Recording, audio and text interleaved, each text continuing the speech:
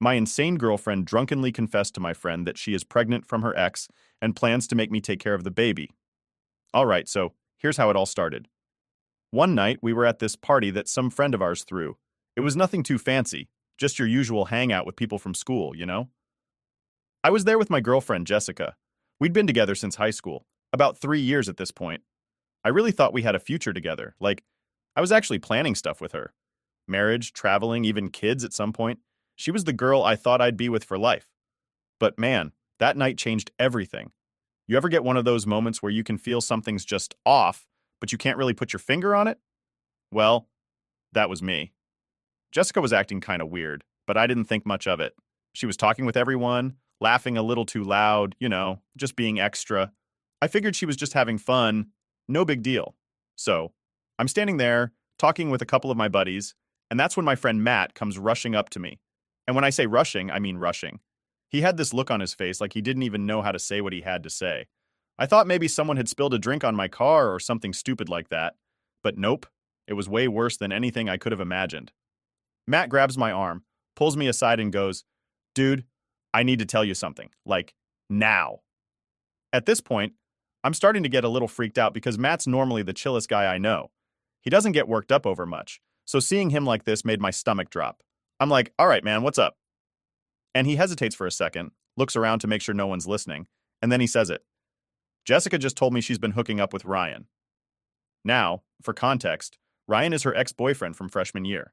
They broke up way before we got together, but she always described their relationship as nothing serious, just some high school thing that didn't mean much.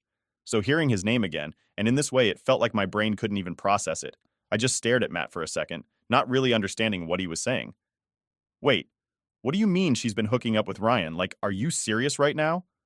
Matt nods, and he looks like he's gonna throw up. "She told me they've been sleeping together for months. And that's not even the worst part, dude. She's pregnant. She said it's his." At this point, my heart is pounding. I'm feeling all kinds of things: confusion, anger, betrayal, you name it. And the worst part was, I couldn't even do anything right then. I was in shock. I mean, we'd been together for years, and I thought we had something real. I was already planning on going to my dream college, and now, out of nowhere, I'm hearing that my girlfriend's pregnant with her ex's baby? But Matt wasn't done. She also said she plans to make you raise it. That was it. That's when the world stopped for me. Everything I thought I knew about Jessica, about our relationship, just crumbled right there. The idea that she'd not only cheat on me, but then plan to trap me into taking care of a kid that wasn't even mine? I felt sick to my stomach. So I'm standing there, trying to keep it together, but I can't. I'm feeling so many things at once: betrayed, heartbroken, and yeah, furious.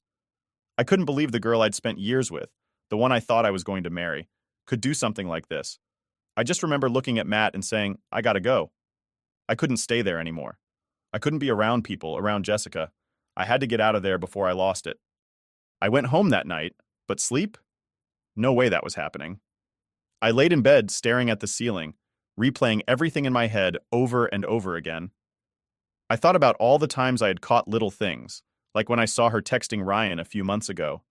I asked her about it and she brushed it off, saying it was just puppy love and nothing serious.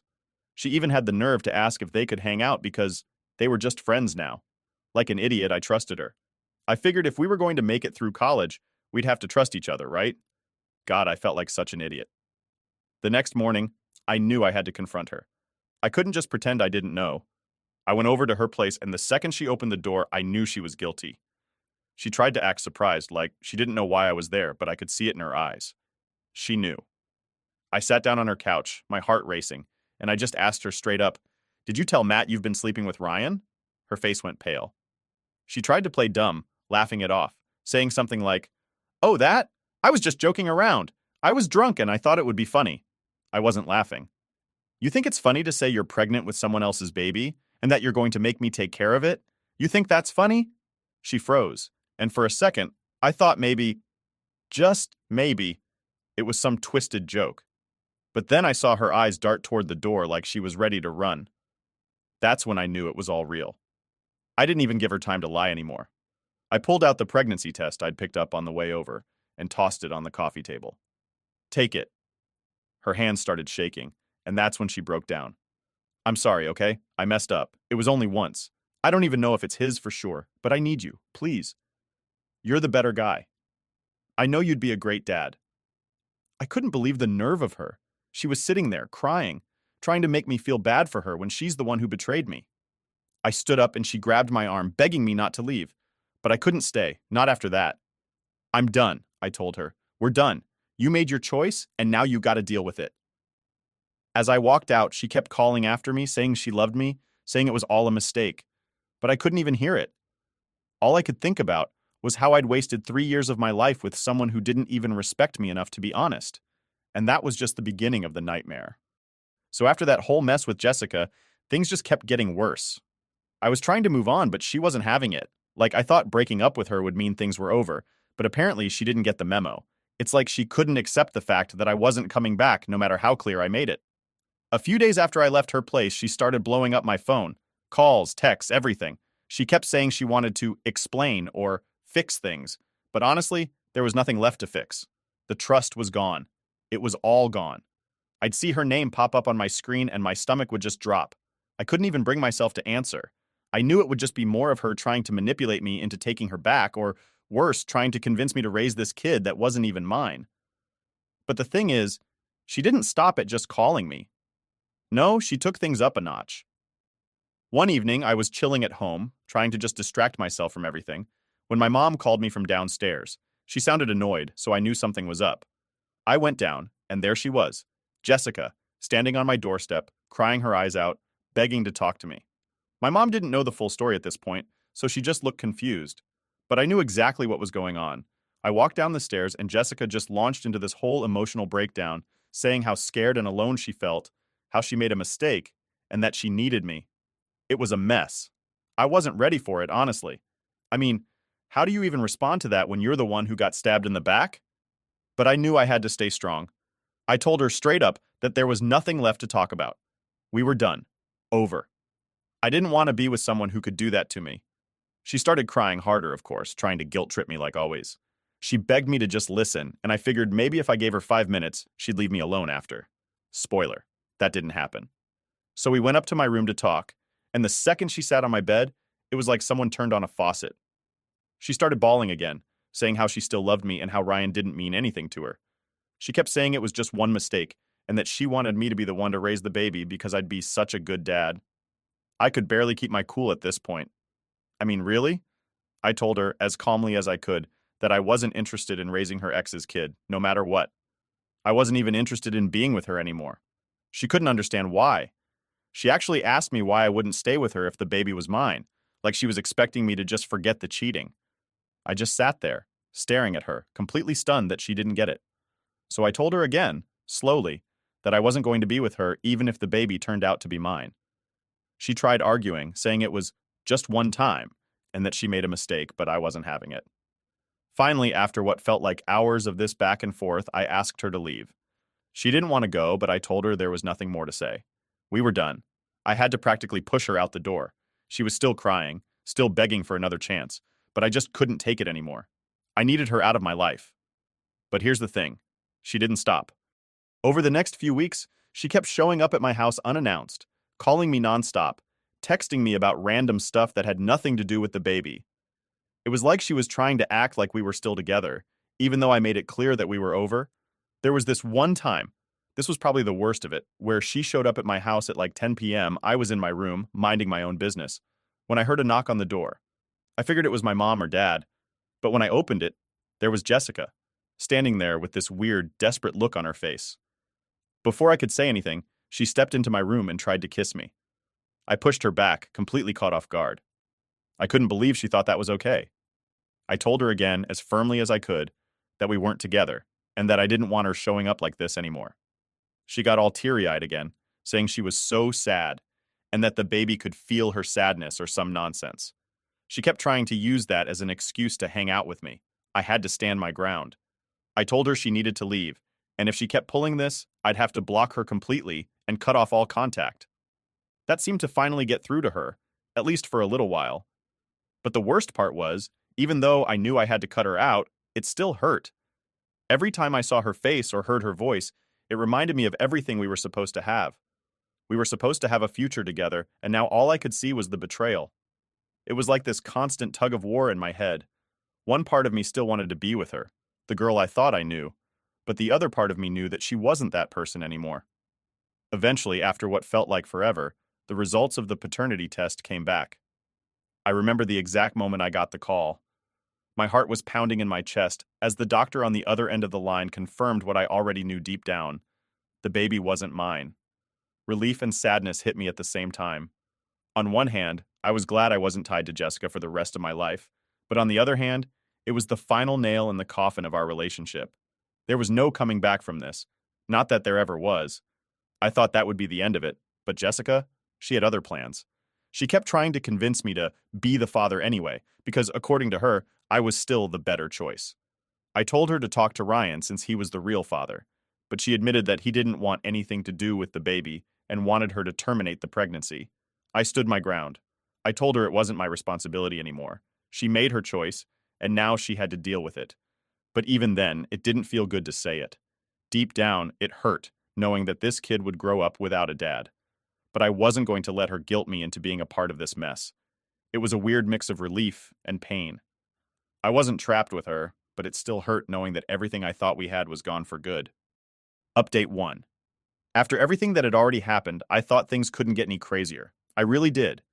I figured once the paternity test came back and proved I wasn't the father, Jessica would get the picture and finally leave me alone. But if there's one thing I've learned, it's that I shouldn't expect anything when it comes to her. So a few weeks after I got the paternity results, I was starting to get my life back together. I had stopped answering her calls and texts, and she wasn't showing up at my house as much. It felt like things were getting back to normal, or at least as normal as they could be after everything that went down. But then, one night, I was just chilling in my room, trying to focus on my college plans when my phone buzzed. It was my dad. He never calls this late unless something's up, so I picked up right away. "Hey, what's going on?" I asked, trying to sound casual, but I could hear the tension in his voice.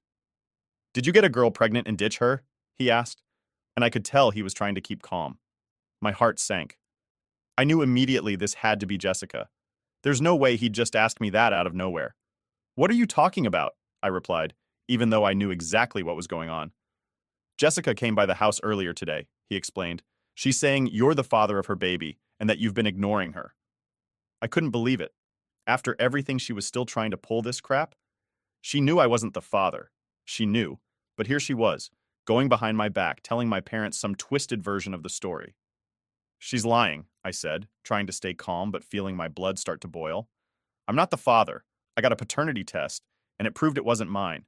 She cheated on me with her ex, Ryan. He's the one who got her pregnant." There was a long pause on the other end of the line.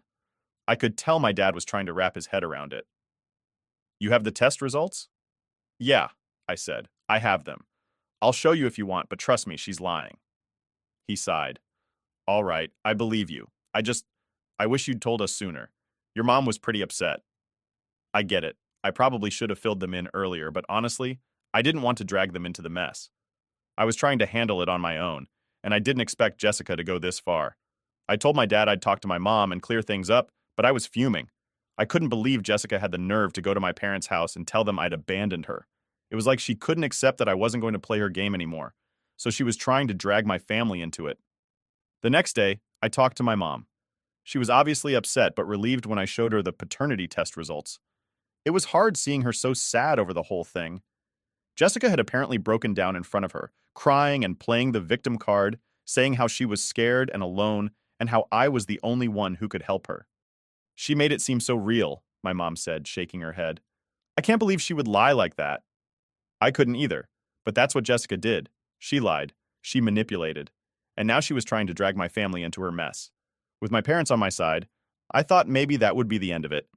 Maybe now that she knew I had told everyone the truth, she'd finally leave me alone. But of course she didn't.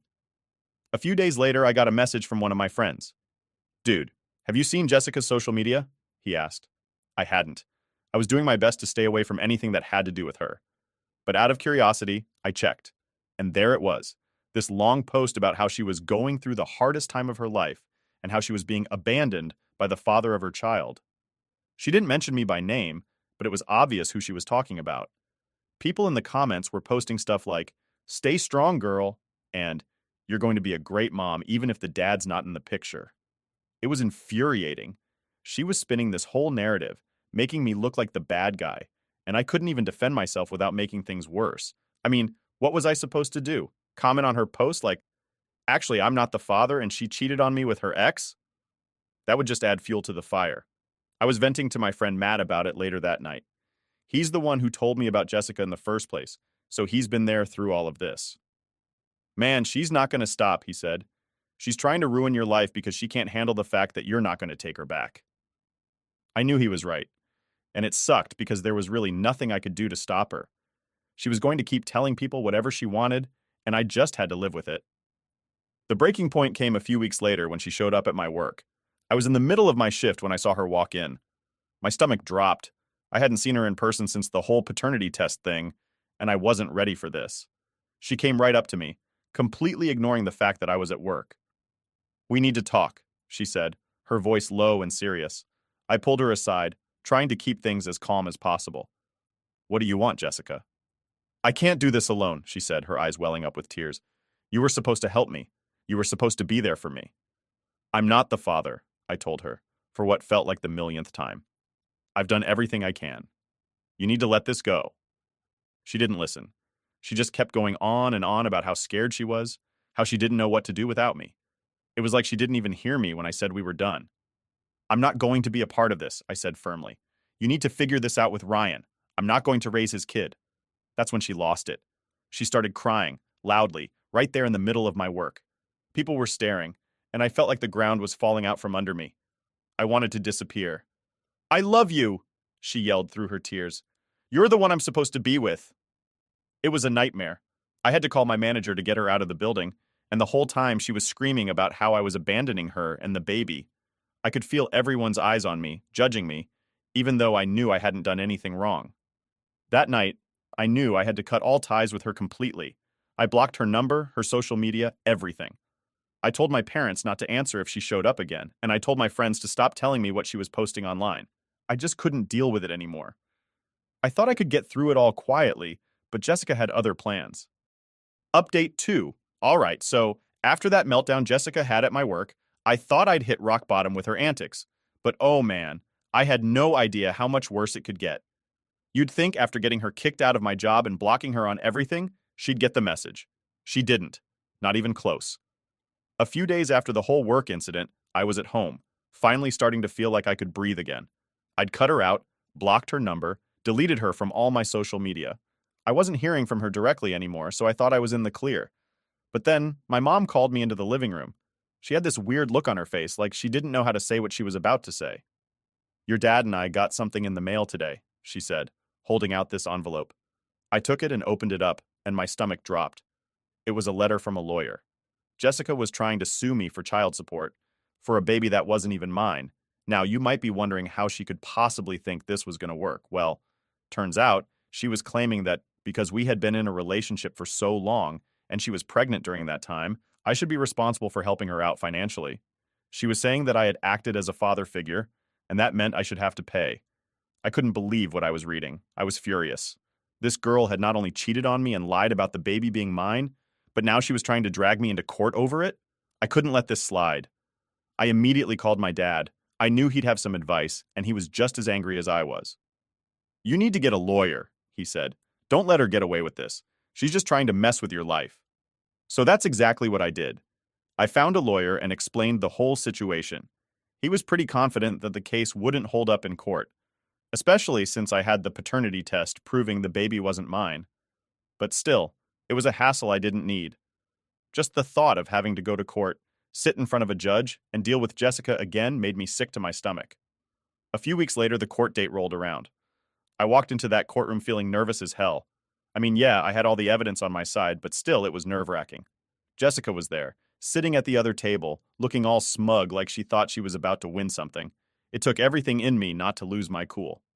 The judge started going through the paperwork, and my lawyer presented the paternity test right off the bat. I could see Jessica's face change when he brought it up. She went from looking confident to suddenly shifting in her seat, like she realized she might have messed up. The judge took one look at the results and then asked Jessica's lawyer why they were even here if I wasn't the father. Her lawyer tried to make some excuse about emotional bonds, or some nonsense like that. But it wasn't working. The judge wasn't having it. I'll never forget what the judge said next. He looked right at Jessica and said, "Miss, this young man is not the father of your child, and there's no legal obligation for him to support you. This case is dismissed." I let out a breath I didn't even realize I was holding. It was finally over. I thought, finally, I'm done with this nightmare. But of course it wasn't that simple. Even after the court case was thrown out, Jessica didn't back off. She doubled down on her harassment. She started sending me these weird, guilt-tripping messages from random phone numbers, talking about how she was ruined because of me, how she was struggling to make ends meet, and how her life was falling apart. She made it sound like it was my fault that Ryan didn't want to step up and be a dad. Like I was somehow responsible for her entire situation.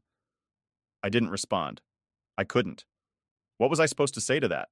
I wasn't going to let her drag me back into her mess. The next few weeks were quiet. I started focusing on my own life again, working extra shifts, planning for college, trying to rebuild some of the peace she had destroyed. But every time I started to feel normal again, something else would happen. One day I came home from work, and my mom was sitting at the kitchen table, looking stressed. "Jessica came by today," she said, her voice tight. "She was crying, saying you've ruined her life." I could feel the anger boiling up inside me again. What did she say? "She just kept going on about how you left her when she needed you the most, and how she doesn't know what to do anymore," my mom replied, shaking her head. "I told her she needs to leave you alone, but she wouldn't listen. She said she's desperate." That was it. I couldn't take it anymore. I had to stop this once and for all. I called my lawyer again, explaining what was going on, and he suggested I file for a restraining order. I didn't want to go that far, but at this point, I didn't have a choice. She wasn't going to leave me alone unless I took some serious action. So, I filed for the restraining order. I thought maybe that would scare her enough to finally back off. It was a tough decision, but I couldn't keep living with this constant anxiety, wondering when she was going to show up at my house or my work again. The day of the restraining order hearing came, and Jessica actually had the nerve to show up. She looked like she had been crying, like she was still trying to play the victim, but I wasn't falling for it anymore. I told the judge everything, how she had been harassing me, showing up unannounced, spreading lies about me, and even trying to sue me for child support. The judge didn't take long to make a decision. He granted the restraining order, and Jessica was officially barred from contacting me or coming near me. It was the biggest relief I'd felt in months. I walked out of that courtroom, feeling like I could finally breathe again. I wish I could say that was the end of it, but Jessica didn't go down quietly. Even with the restraining order in place, she still tried to send me messages through mutual friends, trying to get sympathy and making it sound like I was the bad guy. But at least now, I had something legal on my side. If she kept pushing, I knew I had a way to stop her. It wasn't the closure I wanted, but it was the closest I was going to get. At the end of the day, I had to focus on moving forward with my life. I had dreams, goals, and a future ahead of me that didn't involve her. For the first time in what felt like forever, I was free. Update 3. So, after getting the restraining order, I thought things were finally calming down. For the first time in months, I could actually focus on my life and not constantly worry about Jessica popping up out of nowhere. The whole ordeal had left me pretty messed up mentally, but I was determined to move on and put all that behind me. I figured I'd done everything I could to keep her out of my life, and that was it. Turns out, I was wrong. Even with the restraining order in place, Jessica wasn't done trying to make things difficult for me. She didn't try to contact me directly anymore, thankfully, but she started using a different tactic that I didn't see coming. It all started when my cousin Jake called me one afternoon. He sounded weirdly hesitant, which was strange because Jake's usually the kind of guy who just says whatever's on his mind. He goes, "Hey man, I don't know how to tell you this, but Jessica's been talking to people." I was like, "What do you mean, talking to people?" I knew he wasn't talking about normal conversations, so I already had that sinking feeling in my gut. "She's been telling everyone in the group that you're the reason her life is ruined," he continued. "She's making it sound like you abandoned her and the baby, and people are starting to believe her." That hit me like a truck. I couldn't believe it. Even after the restraining order and everything that happened in court, she was still out there spreading lies, and now she was using my friends to try and make me look like the bad guy. I was furious. Like, I couldn't even speak for a minute because I was so angry. "Who's she been talking to?" I finally asked. Jake listed off a few names of people we both knew, people who'd known us back when Jessica and I were still together. Most of them hadn't reached out to me, so I didn't even know this was happening. Apparently, she was making up stories about how I'd left her when she needed me the most, and now she was alone, struggling to raise the baby. She conveniently left out the part where the baby wasn't mine and how she cheated on me. I couldn't let this slide. I wasn't about to just sit there while she tried to turn my friends against me. I started calling people, one by one, explaining the real story. Most of them believed me, especially after I mentioned the paternity test and the restraining order, but a couple of them were already pretty far gone, too deep in Jessica's web of lies. I got messages like, "Dude, she's really struggling and you just left her? That's harsh." Or, "I don't know, man. Maybe you could have helped her out more." It was like no matter how much I explained, some people just couldn't understand the whole picture. They saw Jessica as this poor, helpless girl who got left behind, and no matter what I said, they couldn't let go of that image. But the worst part? There were a few people who outright told me they didn't want to hang out with me anymore. These were people I'd known for years, and suddenly, because of Jessica's lies, they were distancing themselves from me. It was like I was losing friends left and right, and there wasn't much I could do about it. It was frustrating, to say the least. I tried not to let it get to me, but after a while it started to wear me down. I couldn't believe how one person could cause so much damage to my life, even after I thought I was free from her. But despite all that, I wasn't about to let her win. I decided to keep my circle small and focus on the people who actually believed me and supported me. Jake was a huge help during this time, always backing me up and calling people out on their crap when they tried to defend Jessica. He had my back when I needed it the most, and honestly, without him, I don't know if I would have gotten through all of this as easily as I did. Still, things weren't perfect. The rumors kept floating around, and I had to hear from random people about the things Jessica was saying. But I kept my distance and focused on myself. I started preparing for college again, picking up extra shifts to save up some money. I was determined to move on with my life and not let Jessica or her lies hold me back any longer. Then, one day, I got a call from Ryan. Yeah, that Ryan, Jessica's ex and the actual father of her baby. We hadn't spoken since everything went down, so I was surprised to hear from him.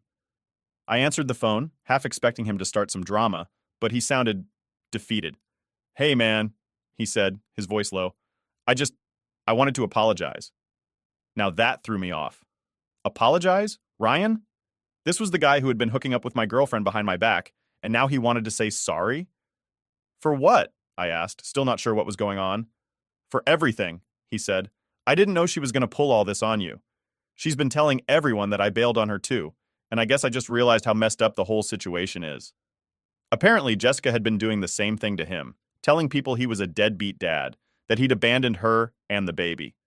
She was trying to play both sides, making him look bad to his friends while making me look bad to mine. It was like she was burning every bridge in her life and taking everyone down with her. Ryan went on to explain how he was trying to step up as a father, but Jessica had made it nearly impossible. She was refusing to let him see the baby unless he agreed to get back together with her, which obviously wasn't going to happen. He was just as stuck as I had been. "I don't know what to do anymore," he admitted. "She's out of control." For the first time in this whole mess, I actually felt a little bad for the guy. Yeah, he'd messed up by getting involved with Jessica again, but it was clear he hadn't expected things to spiral like this. And honestly, it felt kind of good to know I wasn't the only one who saw how manipulative she could be. We talked for a while, mostly about how insane the whole situation had become. By the end of the conversation, I realized that while Jessica had caused me a ton of pain, she wasn't going to win. Not with me, and definitely not with Ryan. We were both determined to move on from her and rebuild our lives without her dragging us down anymore. It wasn't easy, and it wasn't instant, but eventually things did start to get better. I went off to college, met new people, and slowly but surely, the drama with Jessica became just a distant memory. Every now and then, I'd hear about her through mutual friends. She'd post something cryptic on social media or try to stir up more drama, but I didn't care anymore. I was finally free, for real this time.